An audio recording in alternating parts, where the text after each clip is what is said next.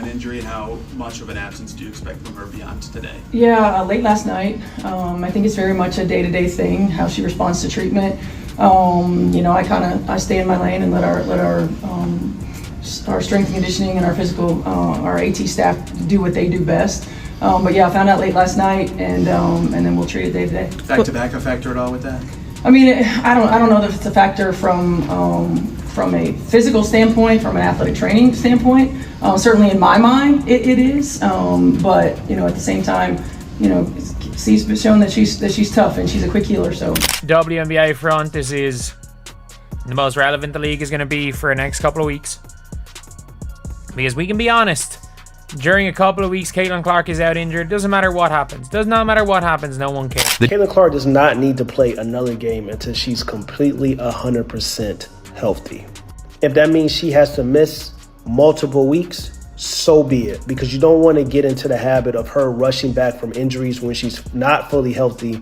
And we know if one nagging injury can lead to another nagging injury. So the best thing that the Indiana Fever can do, regardless of what Caitlin Clark wants to do, you have to protect your star, your superstar, because she's going to want to get on the court. But until she's 100% healthy, she does not need to play another basketball. Kennedy Carter tried. Marina Mabrey tried. The refs stood and watched. They couldn't stop Caitlin Clark. So now they're breaking her. This isn't an injury, it's a coordinated takedown. And the WNBA, they're not just allowing it. They're enabling it. Let's be honest. This is the real face of the WNBA right now. Not empowerment, not sisterhood, but systematic destruction of the league's biggest star. Caitlin Clark is out. Again. And this time, it might be worse than we thought. Groin injury. After weeks of being targeted, shoved, tripped, and attacked, this isn't an accident. This is a breaking point. Her body gave up because no one stepped in to protect her. The refs? Silent. The league? I'm finding out this morning that we probably need to hold out again today. It's just, it really is a day-to-day thing. And I think for us, making sure that we're prioritizing her long-term health and wellness. It's anybody who's had some of these types of injuries understand that sometimes it's a process.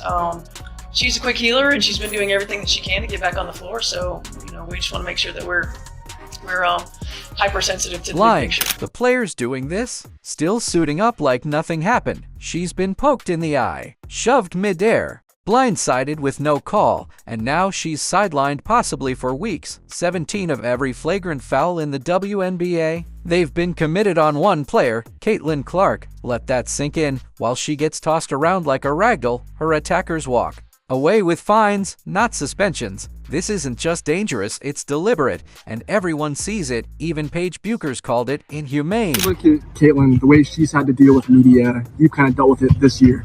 Have you learned anything from the way she's dealt with it maybe last year? I would just say,